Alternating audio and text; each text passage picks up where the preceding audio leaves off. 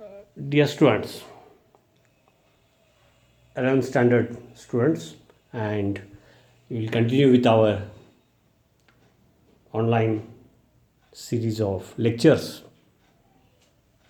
Up till now, we have covered mole and molarity. Now we will consider a few interesting examples. पहिल्यांदा मोल म्हणजे काय ते त्याची सवय, सुरुवातीचे 1-2 लेक्चर्स, त्यानंतर मोलॅरिटी एक लेक्चर झालं, एक झूम झालं. आता थोडं दोन्हीचं काही इंटरेस्टिंग एक्झाम्पल्स बघूया. 1 DMQ ऑफ वॉटर, आणि काय विचारलं आहे, what is the number of molecules of water असं विचारलेलं आहे. 1 litre of water and number. आता हे सोपं असतं, म्हणजे बघा पूर्वीच्यापासून माहीत असलेल्या बेसिक गोष्टी फक्त इथं पटपट वापरायच्या, म्हणजे आणि असं हे MCQला येतं किंवा यात आणखी काहीतरी थोडंसं ॲड होऊन MCQला येतं, आणि त्याप्रमाणे मग आपल्याला ते सोडवावं लागतं. येस, बट 1 DMQ म्हणजेच 1 liter, it is nothing but 1000 ml. If not mentioned in the question, temperature should be considered as normal temperature. NTP is different. Normal conditions, we can say. Normal conditions means temperature, capital T, 298 Kelvin means 25 degrees Celsius, and pressure equal to 1 atmosphere. बघा, म्हणजे अशा सहज पूर्वीपासूनच्या छोट्या छोट्या basic गोष्टी कशा लागतात. 1 DMQ of water म्हणजेच 1 लिटर म्हणजेच 1000 ml. सिन्स आता नंबर विचारला म्हटल्यानंतर तुमच्या मनात काय काय विचारायला पाहिजे, कन्सेप्ट. म्हणजे मी डायरेक्ट सोडवलं, अरे असं आहे का, तुम्हाला काय सुचलं का. Volume of a certain substance is given and, आणि हा गॅशियस नाही आहे, म्हणजे गॅशियसचा एक रूल आहे आपल्याकडे, STP, 1 mole of any gas 22.4 DMQ. Okay, पण हा काय गॅशियस नाही आहे, 25 डिग्री सेल्सिअस, 298 केल्विनला. तर नंबर विचारला आहे म्हटल्यानंतर आपल्याला काय पाहिजे बरं, त्याचा वेट इन ग्राम पाहिजे. कारण वेट इन ग्राम आणि मोलार मास माहीत असेल तर नंबर आणि वेटमध्ये रिलेशन आहे. पण इकडे व्हॉल्यूम दिलं आहे, मग तोपर्यंत आम्हाला आठवलं की density of water equal to 1 असं म्हणतो आपण, ॲट 298 केल्विन म्हणतो, म्हणजे आहे पण फक्त 1 म्हणतो. म्हणजे काय, म्हणजेच density of water 1 at 298 kelvin 25 degree Celsius, म्हणजेच 1 ग्राम पर ml. 1 ml वॉटर घेतलं तर 1 ग्राम असतं, म्हणजेच 1 kg पर DMQ, म्हणजे पर लिटर. आपली जी 1 लिटर पाण्याची बॉटल असते ना, म्हणजे वेट ते 1 kg होणार. लक्षात घ्या, डेन्सिटी ऑफ सबस्टन्सेस. आता इथे लिक्विड चाललं आहे, आता तुम्हाला त्या निमित्ताने सांगतो, मर्क्युरी काय डेन्सिटी आहे. आता जी आपली 1 लिटरची पिण्याची पाण्याची बाटली आहे त्याच्यामध्ये 1 लिटर मर्क्युरी भरला तर किती असेल, तर 1 लिटर 13.6 kg. बघा किती हाय डेन्सिटी आहे. तो 13.6 फॅक्टर वापरतो ना आपण अनेक ठिकाणी. तर 1 लिटर वॉटर असेल तर 1 kg, पण 1 लिटर जर मर्क्युरी असेल तर 13.6 kg. असं प्रत्येकाचे वेगळे वेगळे डेन्सिटी असते. ओके,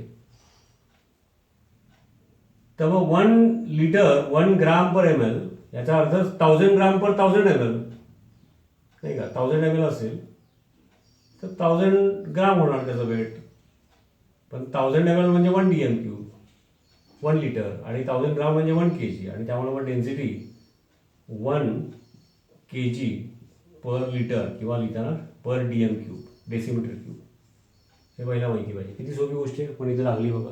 असं पटपट सोप्या गोष्टी अचानक वेगवेगळ्या ठिकाणी झालेल्या वापरायच्या असतात. MCQ नीट असो, MHDCET. आणखी इतर. मग पहिला लक्षात आलं की 1 DM³ दिलं आहे म्हणजेच 1 kg आहे. So weight of water is equal to 1 kg. Normally mole कन्सेप्टमध्ये वेट इन ग्रामच्या भाषेत एक्सप्रेस करतो आपण सोयीसाठी. That can be converted to kilogram, milligram. Okay. 1 kg म्हणजेच 1000 ग्राम. म्हणजे 1 लिटर वॉटर आहे म्हणजे 1000 ग्राम ऑफ वॉटर आहे. डेन्सिटी 1 आहे म्हणजेच 1 ml घेतलं तर 1 ग्राम वजन भरणार. 1000 ml म्हणजे 1 लिटर घेतलं तर 1 kg भरणार. ओके. ही एक साधी माहीत असलेली गोष्ट, बेसिक. आता मला माहिती आहे की मोलार मास H2O नाही का 1 इंटू 1 + 1 + 16 ॲटम आहे तो. मोलार मास 32 ऑक्सिजनचा म्हणजे 18. So molar mass of H2O is equal to 18. याचा अर्थ काय बरं आम्हाला माहिती आहे की 18 ग्राम ऑफ वॉटर जर घेतला आपण वजन करून. आता डेन्सिटी 1 असल्यामुळे 298 केल्विनला 18 ml होणार ते बरं का. आता हे इथं नेमकं 1 असल्यामुळं सगळीकडे नाही लागू करायचं. 18 gram of water corresponds to 1 mole म्हणजे this corresponds to number of molecules 6. Number of molecules अबागतरच नंबर लिहितो मी 6.022 इंटू 10⁻23 एवढे number of molecules. 18 ml of water म्हणजे 18 ग्राम डेन्सिटी 1 असल्यामुळं म्हणजेच 1 मोल म्हणजे एवढे number of molecules. 6.022 into 10⁻23 number of काय बरं H2O मॉलिक्युल्स. आता सोपं झालं काम. म्हणजे 18 ग्राम असेल तर number of molecules of water किती असणार ते कळलं आम्हाला. आता मागच्या लेक्चरला पण सांगितलं तसं 1 मॉलिक्युल ऑफ वॉटर असेल तर त्याचं वेट किती काढू शकता तुम्ही आता त्याच्यावरून. चला इथे काय विचारलं तिकडे जाऊया. 18 ग्राम असेल तर नंबर ऑफ मॉलिक्युल्स एवढे आहेत पण आमच्याकडे 1000 ग्राम आहे. 1 लिटर आहे म्हणजेच 1 kg म्हणजेच 1000 ग्राम. तर 18 gram of water corresponds to Avogadro's number 6.022 into 10⁻23 number of molecules of water. परत रिपीट करत नाही. तर 1000 ग्राम ऑफ वॉटर तर नंबर ऑफ मॉलिक्युल्स काय येणार 1000 into this Avogadro's number divided by 18 नाही का. 1000 इंटू 6.022 इंटू 10⁻23 डिवाइडेड बाय 18.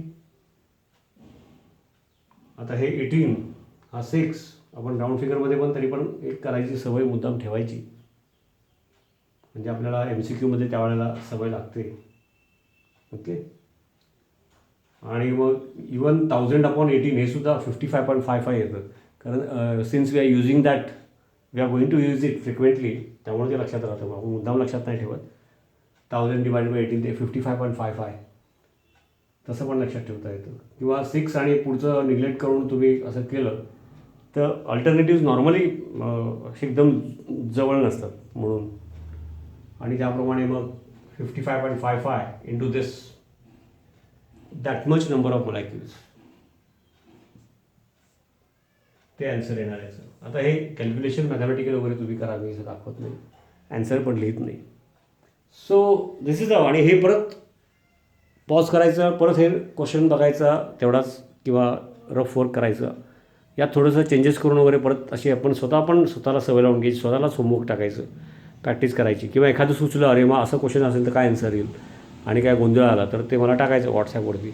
इथं आपण तसं घेऊ शकतो. असंच एखादं पुढचं आणखी एखादं इंटरेस्टिंग एक्झाम्पल बघूया.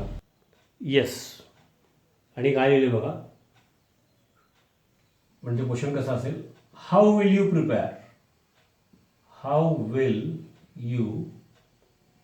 प्रिपेअर काय 0.2 मोलार HCl सोल्युशन पण 2 DM³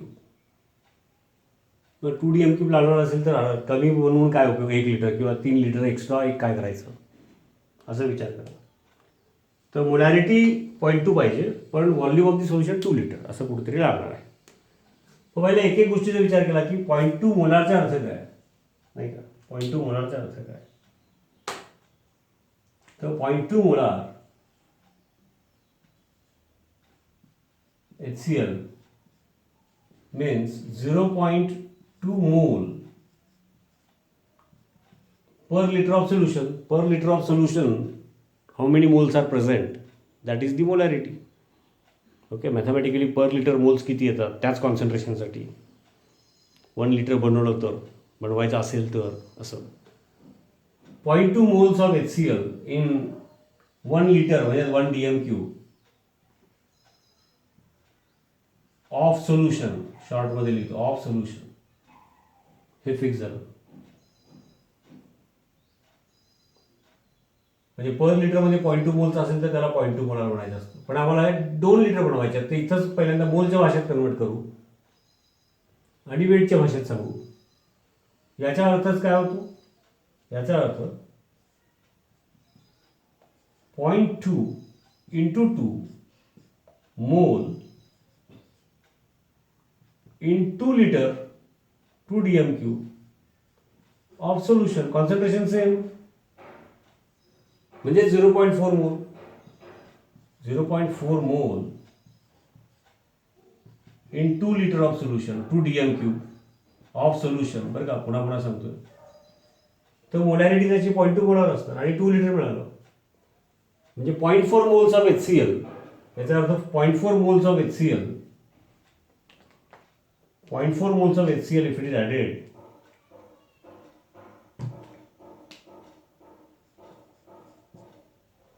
to the flask, नाही का, ते चित्र काढत होतो मी. समजा हा 2 लिटरचा फ्लास्क आहे, आपला जरा वेगळ्या डिझाईनचा फ्लास्क काढतो. 2 लिटरचा फ्लास्क आहे, 0.4 मोल्स ॲड करायची. गॅशी असतात, काळजीपूर्वक ॲड करायचं. थोडंसं पाणी वगैरे ॲड करून घ्यायचं आधी आणि गॅशियस फॉर्ममध्ये 0.2 मोल एवढे HCl त्यात पास करायचं असतं. ते टेक्निकचा भाग आहे, पहिला थिओरिटिकली समजून घ्या. 0.2 मोल्स म्हणजे आता इथं 2 लिटर बनवायचं म्हणून 0.4 मोल ॲड केलं आणि फायनली त्याचा डायल्यूट करत करत पाण्यामध्ये सॉल्युबल झालं. HCl when dissolved in water gives H+ and Cl- ions. ते ठीक आहे, that is why it is acid, तो वेगळा भाग आहे. असं 2 लिटरपर्यंत केलं आपण, तर त्याची कॉन्सन्ट्रेशन 0.2 मोलार असतात. समजलं ना, कॉन्सन्ट्रेशन 0.2 मोलार असतं. आता 0.4 मोल इन 2 लिटर म्हणजे मग ग्राममध्ये किती, तसा प्रश्न विचारला असेल. पर्याय ग्राममधले असतील, मोलमधले असतील, नंबर ऑफ मॉलिक्यूलमधले असतील. मग both A and B correct, B and C correct, all ABC correct असं असू शकतं. असं ते MCQच्या अँगलनेच विचार करायचा. आणि मग हेच क्वेश्चन थोडं आणि जरा कॉम्प्लेक्स किंवा आणि इकडचा पुढचा मागचा टॉपिक मिक्स होऊन येतं. मग आता सध्या हे चालू आहे तर हे व्यवस्थित करायचं, पुढचा टॉपिक कसं करणार. मग पटकन आम्हाला आठवलं HCl 1 + 35.5 क्लोरीनचे atomic mass. Okay, 35.5. So 36.5 is the molar mass of HCl. म्हणजे 36.5 gram of HCl corresponds to 1 mole of HCl. बरोबर आहे की नाही. म्हणजेच 3.65 ला 0.1. ओके, तसं आम्हाला इथं 0.4 लागणार आहे. याचा अर्थ काय बरं, की 36.5 म्हणजे मॅथमॅटिकली अगदी simple. 36.5 gram of HCl corresponds to 1 मोल. तर 0.4 मोल corresponds to ग्राममध्ये हाऊ मेनी HCl, नाही का. आणि मग आपल्याला आलं ते ग्राममध्ये मिळणार 0.4 into 36.5 upon 1, नाही का. हे काय आलं, जी काय येणार कॅल्क्युलेट करा. एवढे ग्राम of HCl in 2 litre of solution, शॉर्टमध्ये लिहितो. आता नाहीतरी मग अशी 0.1 साठी काढलंच होतं. 36.5 म्हणजे 0.1 मोल म्हणजे 3.65. 36.5 ग्राम म्हणजे 1 मोल, तर 3.65 म्हणजे 0.1 मोल. 3.65 ला 4 ने मल्टिप्लाय करायचं, किती सोपं आहे.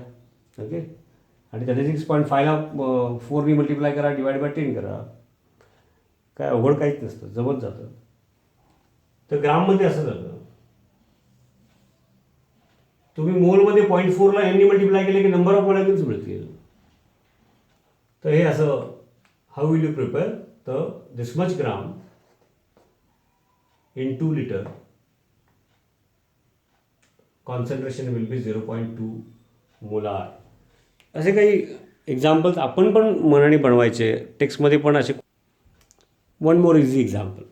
आता हे एक्झाम्पल बघितलं, 0.4 मोलार 5 लिटर ऑफ H2SO4, म्हणजे 5 लिटर H2SO4चं सोल्युशन, पण कॉन्सन्ट्रेशन 0.4 मोलार. पॉज करा, लगेच रेफर करा, मागचं एक्झाम्पल आठवा किंवा मागचं बघा आणि परत पुढचं लेक्चरचं ऐका. असं थोडंसं तुम्हाला हे असं करावं लागेल. लक्षात घ्या, तुम्हाला सेल्फ डिसिप्लिन, सेल्फ कंट्रोल पाहिजे.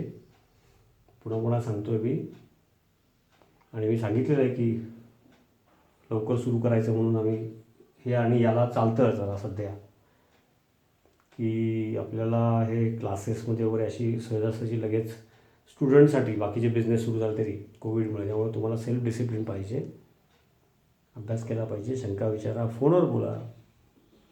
ओके. आणि मग कधी संधी मिळेल आपल्याला ॲक्च्युअल लेक्चरची, त्यावेळेला तो टॉपिक पुढं जाईलच आणि मागचंही थोडक्यात रिव्हिजन वगैरे हे सगळं करता येईल. पण आपल्याला सोय आहे, आपल्याकडे इंटरनेट आहे वगैरे.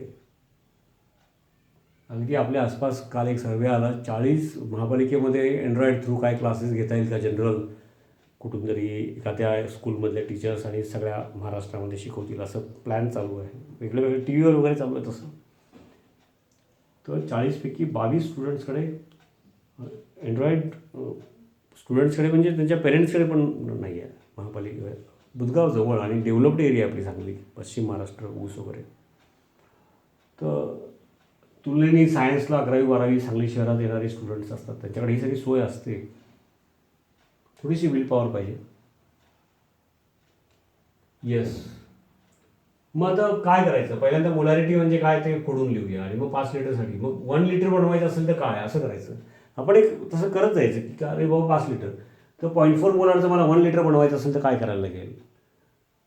मग 5 लिटरसाठी 5 पट, मग ते ग्राममध्ये. असं मग एक सवय लागते. सोपंच आहे ते, पण त्याची सवय लागली पाहिजे, पटपट सुचलं पाहिजे आणि झटपट कॅल्क्युलेट करता आलं पाहिजे, आणि ते तुम्हाला आलं पाहिजे. मी कन्सेप्ट शिकवलं तरी स्पीड तुमच्याकडे पाहिजे. ओके. तर 0.4 मोलारचा अर्थ काय आहे नाही का. तर 0.4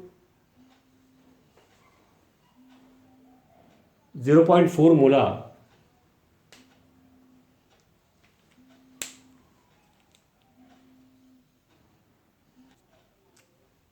येस. तर 0.4 मोलार H2SO4 कुणी असेल. 0.4 मोलारचा अर्थ काय, इथे H2SO4. तर त्याचा अर्थ काय, तर 0.4 मोल ऑफ H2SO4 इन म्हणजे करस्पॉन्ड्स टू, इन म्हणजे करस्पॉन्ड्स टू असं लिहिताना मॅथमॅटिकल फॉर्म, इन 1 लिटर म्हणजे 1 dm³ ऑफ सोल्युशन. मग याच कॉन्सन्ट्रेशनचं बनवायचं, पण 5 लिटर बनवायचं आहे. समजा 2 लिटर बनवायचं असेल तर 0.4 × 2 म्हणजे 0.8. तर 0.4 × 5 मोल of H2SO4 in 5 liter 5 dm³ of solution. तर क्वांटिटी वाढलं सोल्युशन, पण कॉन्सन्ट्रेशन पर लिटर परत तेवढंच येणार आहे. म्हणजेच काय बरं, ते 0.5 मोलारच असणार, 0.4 मोलारच असणार, 0.4 मोलार कॅपिटल एम. म्हणजे किती येणार बरं, 5 × 4 20 आणि अपॉन 10, 4/10, 0.4 म्हणजे 4/10 म्हणजे 2 मोल्स. याचा अर्थ 2 मोल of H2SO4 when dissolved in 5 dm³ of solution. तर त्याचं कॉन्सन्ट्रेशन काय असणार, 0.4 मोल असणार. ओके. मग आम्हाला माहिती आहे की H2SO4 98 gram of H2SO4 corresponds to 1 mole of H2SO4. 1 mole of H2SO4 equal to its molar mass in gram. याचा अर्थ 98 into 2 196 म्हणजे 196 gram of H2SO4 corresponds to 2 mole of H2SO4. It means that 196 gram of H2SO4 when dissolved in 5 liter 5 dm cube of solution, the concentration will be 0.4 molar. हे मोलारिटीज आपल्याला एवढं simple आहे. याच्यावरून लगेच आपण 0.4च्या ऐवजी 0.8 केलं, 5 लिटरच्या ऐवजी 2 लिटर असं काही पण कॅल्क्युलेशन करायचं, चेंज करायचं आणि कॅल्क्युलेट करून प्रॅक्टिस करून बघायची असते. हे फार सोपं आहे मला माहिती आहे केल्यानंतर, पण हे सारखं पुन्हा पुन्हा लागतं आणि त्यावेळेला असं झटपट आलं पाहिजे म्हणून सुरुवातीला याची प्रॅक्टिस घेतो आहे. येस, मोल आणि मोलॅरिटी असं बघत असताना आता त्यामध्ये आपण आणखी एका इंटरेस्टिंग गोष्टीकडे त्याचाच वापर करून जाणार. मोल मोलॅरिटी फार महत्त्वाची अनेक ठिकाणी लागते.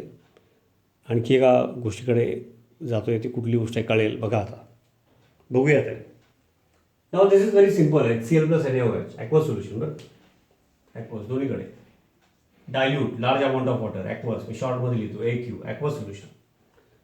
Now acid and base in aqueous solution, acid and base react with each other and form salt and water. Neutralization reaction, उदासीकरणाची न्यूट्रलायझेशन रिॲक्शन तर सवय करून घ्यायची. आणि आम्हाला हे तर अगदी 7वी 8वी पासून माहिती आहे. ॲक्वस सोल्युशनमध्ये free H plus ions from HCl आणि free OH minus ions from NaOH water होतात. उरलेले Na प्लस Cl म्हणजे सॉल्ट. लिहिताना मी डायरेक्टली लिहितो NaCl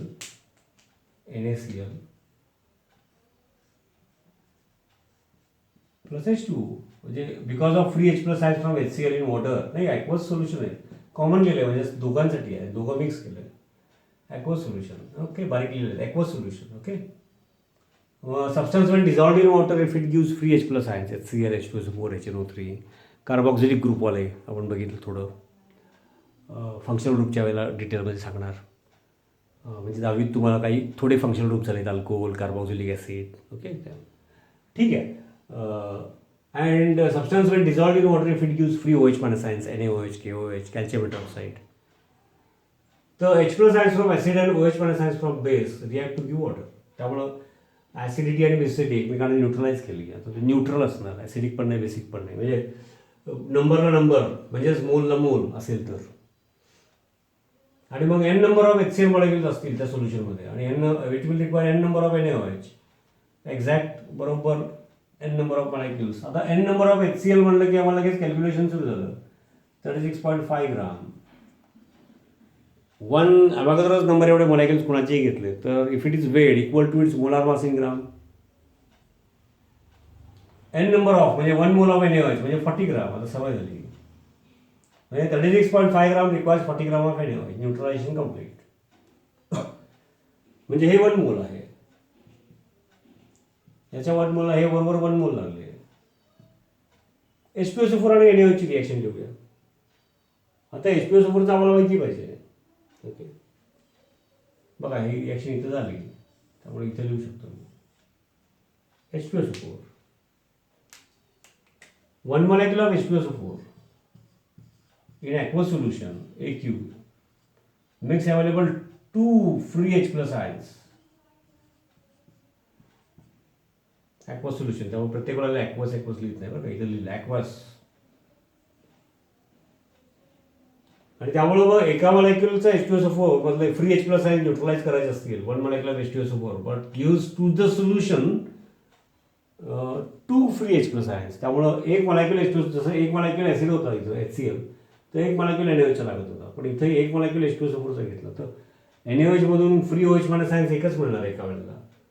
so it will require 2 NaOH molecules. कारण का 2 H प्लस आहेत, प्रत्येकासाठी एक एक OH मायनस. त्यामुळं NaOH मॉलिक्युल्स आम्हाला लागणार ते 2 लागणार, असं बॅलन्स करायचं.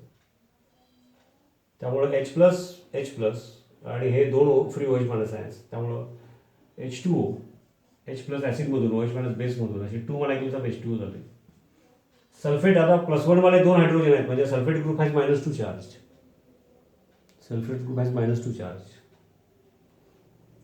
आणि प्लस NaOH चे मॉलिक्युल्स 2 घेतलेत, म्हणजे +1 वाला Na 2 आहेत, आणि म्हणून तो Na ट्वाईस आहे सोपा. हे सोपं असतं, लक्षात राहतं, पण आपण असा त्याचा चार्जच्या हिशोबाने विचारच केलेला नसतो. हे रेडॉक्समध्ये आपण बघणार पूर्वी थोडंच. त्यामुळं मी ज्या आता हे 11चे लेक्चर्स ज्या यूट्यूब चॅनलमध्ये मी अपलोड करतो आहे ओळीनी, त्याच्या खाली काही पूर्वीचे अपलोड केलेले लेक्चर्स आहेत, ते ओळीनी तिथं ते फीड करताना ते मात्र सिक्वेन्स 1 2 असं इंट्रोडक्शनपासून खाली ते पण बघा. रेडॉक्स टॉपिकच्या वेळेला आपल्याला शिकणार की 10वीचेच बॅलन्स्ड इक्वेशन्स कसं करायचं असतं, मागं पण बोललो होतो मी, ते बघा. ओके, हा म्हणजे हे पार्ट करा पहिल्यांदा आणि मग ते पण बघा. 2-2.5 तासाच आहे, 2-3 दिवसात संपवायचं. की चार्जेसचा विचार करून मग हायड्रोजन +1 फॉर्ममध्ये टेंडन्सी आहे, सोडियम पोटॅशियम +1 टेंडन्सी आहे, त्यात सांगितलं आहे, आणि पुढं परत होणारच आहे. Okay, yes. आता मुद्दा लक्षात आला की आपण समजा याचे N नंबर ऑफ मॉलिक्युल्स घेतले, जसं मगाशी याचे घेतले होते N, तर NaOH molecules required will be 2 × N. त्याप्रमाणे H2O 2 × N ते लिहित नाही. ठीक आहे, किती वेळ लागतो. मुद्दा काय आहे, म्हणजेच 1 मोल H2SO4 म्हणजे 98 ग्राम ऑफ H2SO4. त्याच्यासाठी NaOH किती लागले फॉर कम्प्लीट न्यूट्रलायझेशन 2 मोल, म्हणजेच 40 × 2 म्हणजे 80 ग्राम, नाही का, 80 ग्राम ऑफ H2SO4. म्हणजे बघा, आता असं ॲसिडच्या हिशोबाने करतो तसं बेसप्रमाणे पण करता येईल बरं का. पहिला मला काय म्हणायचं आहे बघा, समजून घ्या.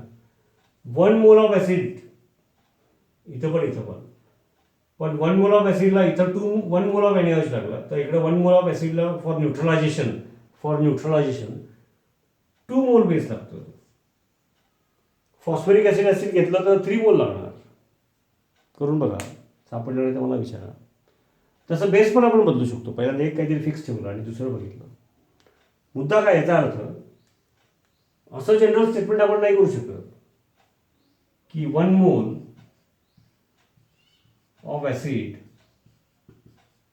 and 1 mole of base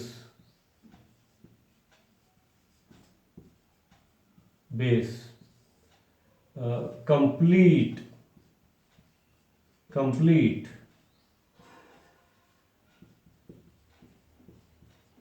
neutralization.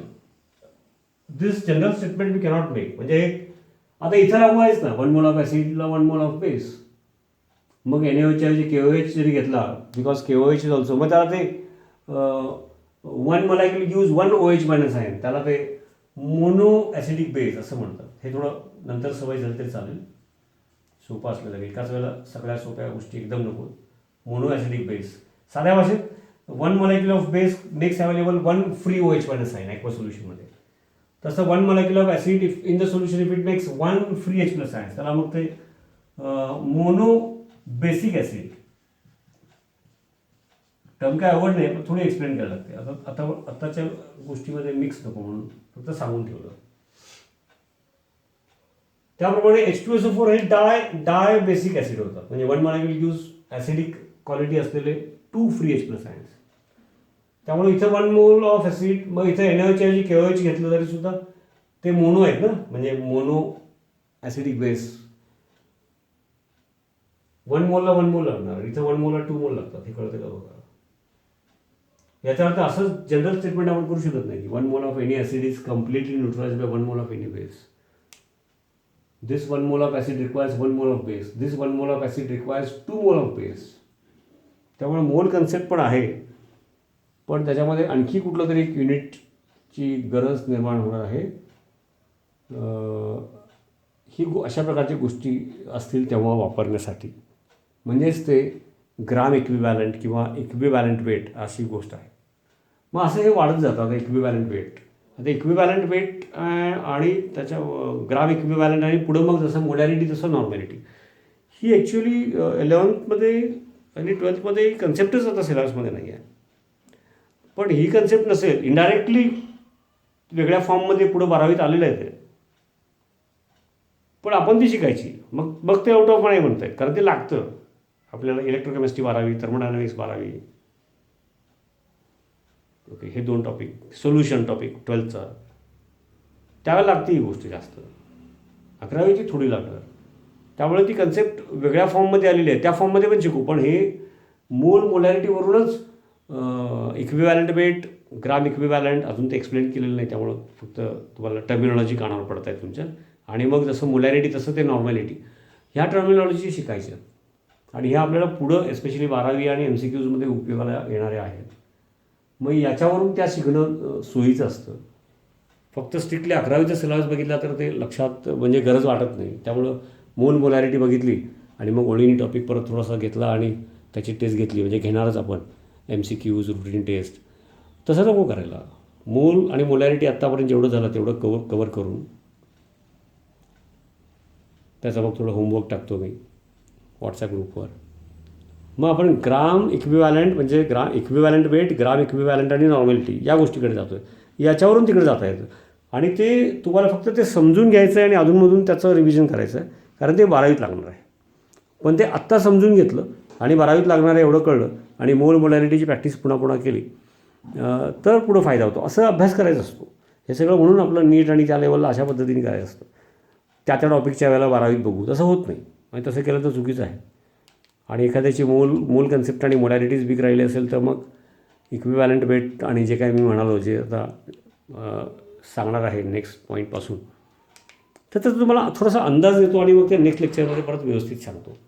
म्हणजे मला काय म्हणायचं आहे, आता तुम्हाला एवढं तरी लक्षात आलं की HCl सारखं ॲसिड असेल तर 1 मोल ऑफ ॲसिड HCl, मग तिथं HNO3 असेल, कारण का तो पण आला मोनो बेसिक ॲसिड. का बरं? 1 mole of HNO3 nitric acid, HNO3 in solution, it will make available to the solution 1H plus ion plus NO3 minus. त्यामुळे HCl instead of HCl if you take HNO3 तर 1 मोलला 1 मोलच लागणार आहे. NaOH ऐवजी KOH घेतलं तर 1 मोलला 1 मोलच लागणार आहे. पण 1 मोल H2SO4 घेतलं किंवा NaOH KOH ऐवजी 1 मोल CaOH twice घेतलं, म्हणजेच 1 mole of calcium hydroxide will make available to the solution 2 free OH minus ions. मग तिकडं आपल्याला हे स्टेटमेंट नाही करता येणार 1 mole of any acid is completely neutralised by 1 mole of any base. जे सेम टाईपचे असतील म्हणजे mono basic acid, mono acidic, तसं डाय आपण बरं का. थोडं एक्झाम्पल्स पुढचे घेतले तर या टर्मिनॉलॉजीची सवय होईल. आणि आता तुमच्या लक्षात आलं की आपण कुठल्या तरी परत नवीन गोष्टी शिकण्याकडे चाललो आहे आणि ते समजायचं असेल तर हे आजचं आणि याच्या आधीचे लेक्चर्स व्यवस्थित ऐकलेले असले पाहिजेत. आणि मग नाही तर मग गोंधळ होतो. फार सोपं आणि फार इंटरेस्टिंग आहे. तर थोडासा अंदाज येतो तुम्हाला बघा. ओके, मग तोपर्यंत आता मी थोडक्यात सांगितलं मोनो ॲसिडिक बेस, डाय ॲसिडिक बेस किंवा मोनो बेसिक ॲसिड. म्हणजे साध्या भाषेमध्ये HCl 1 molecule gives free 1H plus ion, free A1 पाण्यात डिझॉल्व्ह केल्यानंतर, म्हणजे तो मोनो बेसिक ॲसिड, म्हणजे एकच free OH minus ion neutralise होतो. ठीक आहे, मोनो बेसिक ॲसिड. मग नंतर गडबडीमध्ये आपण एवढं सगळं मोठं टर्मिनॉलॉजी वापरत नाही एक्सप्लेन करताना. मोनो असं म्हणतो आपण, मोनो डाय असं म्हणून पुढे जातो. मग तुम्हाला माहीत पाहिजे मोनो म्हणतात म्हणजे आता पटकन मोनो म्हणालो म्हणजे काय म्हणालो. ओके, आता तो मुद्दा बघा, इथंच मी एक्सप्लेन करतो. HCl in aqueous solution gives H plus ions and Cl minus ions. Aqueous solution बरं का, इकडे लिहितो. मग N molecules of HCl will in the aqueous solution, इथं aqueous लिहिलं त्यामुळे प्रत्येक वेळेला aqueous लिहित नाही बरं का. म्हणजे असं लिहायची पद्धत आहे. म्हणजे आयन्स, कारण बिकॉज दे आर सॉल्वेटेड, वॉटरचं कवरिंग असतं फ्री आयन्सच्या बाजूने. सॉल्वेटेड, हायड्रेटेड हा परत डिटेलमध्ये बघायचा पार्ट आहे आपल्या 11वीत मी सांगणार.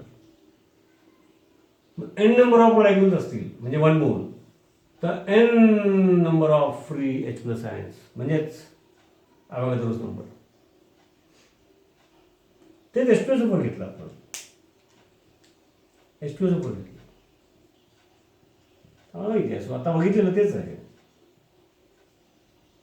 तर H plus ions 1 molecule gives 2 free H plus ions. Aqueous solution इथं जनरल ॲरोवर लिहिलं तर इकडं अशी लिहायची गरज नसते, लिहिलं ओके. आता ऑक्सिडेशन नंबर मी म्हटलं ना, आत्ता जे अपलोड करायला सुरुवात केलेले लेक्चर्स आहेत, तर तुम्ही 1 2 3 सिक्वेन्स नंबर दिला ते बघता. त्याच्या खाली पूर्वी लोड केलेले जे लेक्चर्स आहेत ते बघा, चार्जेस वगैरे. तो रेडॉक्स टॉपिकमध्ये इथं फार व्यवस्थित होणारच आहे, पण आधीच तुम्हाला अंदाज येईल, कारण ते 10वीच्या जे तुम्ही पाठ केलेले रिॲक्शन्स त्या कशा व्यवस्थित शिकायच्या असतात. 11वीचा बेस किंवा तुम्हाला आयडिया येते म्हणून ते अपलोड केले. आणि ते त्या त्या हे ज्या यूट्यूब चॅनलवरती अपलोड केलं त्याचं नाव मुद्दाम मी 11th फॉर 11th असं केलं, बदललं आहे. Okay. 2 free H plus ions plus sulphate ion -2 charge. सरळ आहे, +1 चार्ज असलेले हायड्रोजन 2 आहेत, म्हणजे उरलेला सल्फेट आयन ग्रुप म्हणून -2 चार्ज असणार. हायड्रोजन +1 वाला 1 आहे, याचा अर्थ molecule as a whole 0 charge असतो. तर क्लोरीन -1चा एकच असणार, Cl- आयन. आता बघा इथं, मग n number of molecules of H2SO4 will give 2 × n number of free H plus ions aqueous सोल्युशनमध्ये, म्हणजे 1 मोल. मग हे 1 mole it gives free H plus ions 1 mole. कळलं का? n नंबर ऑफ आयन्स म्हणजे 1 mole. n number of atoms or molecules or ions 1 mole. तसं हे H2SO4 1 mole if it is taken, तर फ्री H प्लस आयन्स किती बरं? 2 × n number म्हणजे 2 मोल. आणि मग एखादा बेस आम्ही वापरला आहे, NaOH असेल, KOH असेल, तो जर आम्ही 1 मोल वापरला असेल, आमच्याकडे 1 मोलच असेल किंवा 1 मोलच त्याला न्यूट्रलाइज करायचं आहे, आमच्याकडे नाहीच आहे जास्त, म्हणजे त्याच्यामधून फ्री OH मायनस आयन्स किती मिळणार आहे? किती सिंपल गोष्ट आहे. तर n number of free n 1 मोल, नाही का? 1 मोल NaOH असेल. मग मला कुठल्या तरी रिॲक्शनमध्ये 1 मोल ऑफ NaOH, म्हणजे from that we get 1 mole of, म्हणजे n number of free OH minus ions, ते न्यूट्रलाइज करायचे आहेत. त्या कुठल्या कारणासाठी ते न्यूट्रलाइज करायचे आहेत, तर आम्ही काय करणार? ॲसिड ॲड करणार. तर if n number of free OH minus ions are present, तर त्याला लागणार काय बरं? ॲसिडमधून येणार आहे free n number of H plus ions. आता n number of free H plus ions बघ, HCl येऊ देत नाही, H2SO4 मधून येऊ देत, नायट्रिक ॲसिडमधून येऊ देत नाही, तर आणि कुठला फॉस्फरिक ॲसिडमधून येऊ देत. n number of free OH minus ions we want to neutralise. त्या रिॲक्शनमध्ये त्यांना पुढे जाण्यासाठी, ती रिॲक्शन पुढे जाण्यासाठी. तर HCl वापरायचं असेल तर 1 मोल वापरायला लागेल. आणि H2SO4 1 मोल कशाला वापरणार? 1 मोल वापरलं तर डबल H प्लस आयन्स, म्हणजे न्यूट्रलाइज होतील OH मायनस आयन्स आणि n number of H plus ions, आणि n number of H plus ions शिल्लक राहतील. आम्हाला एक्स्ट्रा ॲसिडिक पण करायचं नाही, त्याला बेस आहे, त्याला एक्झॅक्ट न्यूट्रलाइज करायचं आहे. याचा अर्थ हे जर 1 मोल फिक्स असतील, तर H2SO4 आम्ही जर हाफ मोल वापरले, म्हणजे n/2 नंबर ऑफ मॉलिक्युल्स, म्हणजे 6.022 × 10⁻23 एवढे नंबर घेऊ शकतो. तर त्याचे अर्धे घेऊ शकत नाही का? 100 मॉलिक्युल्स घेऊ शकतो, तर मी 50 नाही घेऊ शकत. तसं n/2 नंबर ऑफ मॉलिक्युल्स म्हणजेच हाफ मोल घेतलं, म्हणजेच ग्राममध्ये. आता पटकन सांगितलं तर कळेल, म्हणजे ग्राममध्ये 49 ग्राम, कारण 1 मोल म्हणजे 98 ग्राम. ओके. आणि हा 1 मोल म्हणजे नंबर ऑफ मॉलिक्युल्स आहे, इथे लिहिलं आहे, म्हणजेच ग्राममध्ये किती? 36.5 ग्राम. म्हणजे for neutralisation of 1 mole of NaOH, म्हणजे for neutralisation of 1 mole of free OH minus ions from base, मग NaOH मध्ये होऊ दे, नाही तर KOH मध्ये होऊ दे, किंवा आणि कुठून आला असेल, पण फ्री OH मायनस आयन्स जर n असतील, म्हणजे 1 मोल असतील, तर त्याच्या न्यूट्रलायझेशनला ॲसिडमधून H प्लस आयन्स पाहिजे, तर n free H plus ions पाहिजे, एवढं जर कळलं. मग HCl असेल तर for n free H plus ions आम्हाला 1 मोल HCl लागतं. आणि H2SO4 वापरणार असू तर to get n number of free H plus ions आम्हाला हाफ मोल लागतात H2SO4. तसं फॉस्फरिक ॲसिड 1/3 मोल लागतील. ठीक आहे, आपण दोन्हीवर पहिला सवय करून घ्या. याचा अर्थ HCl पूर्वी वापरत होतो, ते जर संपले असतील, किंवा आता त्याच्याऐवजी आम्हाला H2SO4 वापरायचं असेल, तर तिकडे 1 mole of free OH minus ions for neutralisation of that. Previously, if suppose that we were using 1 mole of HCl, instead of that, if we wish to use H2SO4, then half mole of H2SO4 म्हणजे 49 ग्राम, half mole. कारण का एका मॉलिक्युलमधून 2 free H plus ions मिळणार, म्हणजे half mole म्हणजे n/2 एवढे number, म्हणजे 49 ग्राम, एच प्लस आयन्स किती मिळणार ना, किती मिळणार बरं, N number of free H plus ions. एका मॉलिक्युलमधून 2 मिळतात free H plus ions, H2SO4. 10 मॉलिक्युल्समधून 20 मिळणार. तर n/2 एवढे नंबर ऑफ, म्हणजे जेवढे मॉलिक्युल्स त्याच्या दुप्पट, मग n/2 एवढे नंबर ऑफ मॉलिक्युल्स असतील तर त्याच्या दुप्पट म्हणजे n number of free H plus ions मिळणार. याचा अर्थ 49 ग्राम, म्हणजे 49 ग्राम म्हणजे आम्हाला कळलं आता हाफ मोल H2SO4चं लक्षात राहिलं. याचा अर्थ समजतो का, की याचा अर्थ काय, की हे जर फिक्स ठेवलं आपण, समजा की एखादा बेसमधून येणारे फ्री OH मायनस आयन्स 1 मोल, तर HCl सारखा असेल मोनो बेसिक ॲसिड तर 1 मोल लागेल. H2SO4 सारखा असेल डाय बेसिक ॲसिड हाफ मोल लागणार. कळलं का, परत बघा, विचार करा. म्हणजे केमिस्ट्री पॉईंट ऑफ व्ह्यू जर विचार केला, कारण ॲसिडची केमिस्ट्री कुणामुळं आहे, it makes available free H plus ions to the solution, त्यांच्यामुळं आहे. तर एन नंबर ऑफ एन म्हणजे 1 mole, Avogadro's number, N number of free H plus ions देऊ शकणारे जे काय असेल, तर HCl 1 मोल आणि H2SO4 हाफ मोल, पुन्हा सांगतोय नाही का, N number of free H plus ions. त्याच्या हिशोबाने बघितलं तर chemistry point of view NaOH किंवा OH मायनस आयन्स 1 मोल कुठल्याही बेसमधून मिळाले असतील, तर chemistry point of view 1 mole of HCl is chemically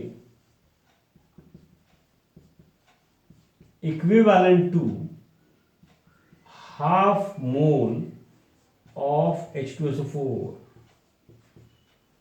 कळलं का, असं का बरोबर. बघा, अशा प्रकारच्या गोष्टीची सवय करून घ्यायची असते. 11वीची फक्त एक्झाम किंवा असं ट्युटोरियल या अँगलने विचार केला तर, असं विचार नाही केला तर चालतो, मग कन्फ्युजन होत नाही आणि मार्क पडतात. असं नाही. मग नीट आणि MST CET आणि JEE, आता नीट आणि MST CET दोन्हीचा एकत्र विचार केला तर त्याची जी लेवल आहे, सिलेबस आहे, तर त्याच्यामध्ये JEE मेन्स ॲटोमॅटिकली होतात.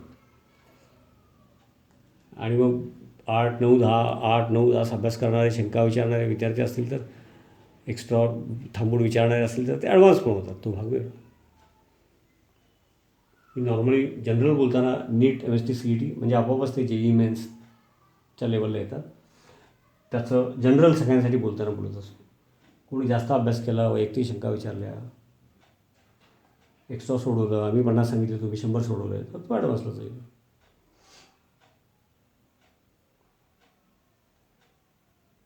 हा बेस करूनच जायचं असतं. हे बेस न करता शॉर्टकट करून फॉर्म्युले करून गेले की ना घरका ना घाटका. असू दे, हे पण सांगणं टीचर म्हणून काम आहे म्हणून.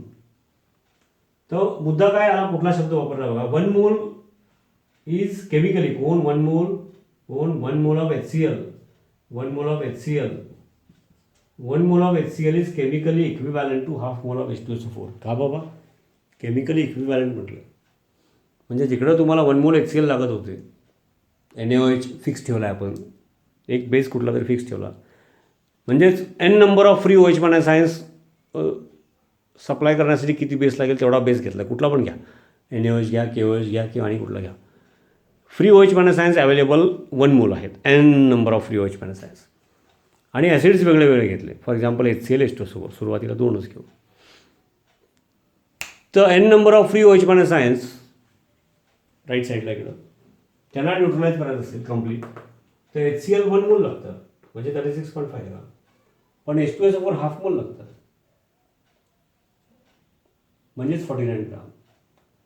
याचा अर्थ 1 mole of HCl and half mole of H2SO4 are chemical equivalent.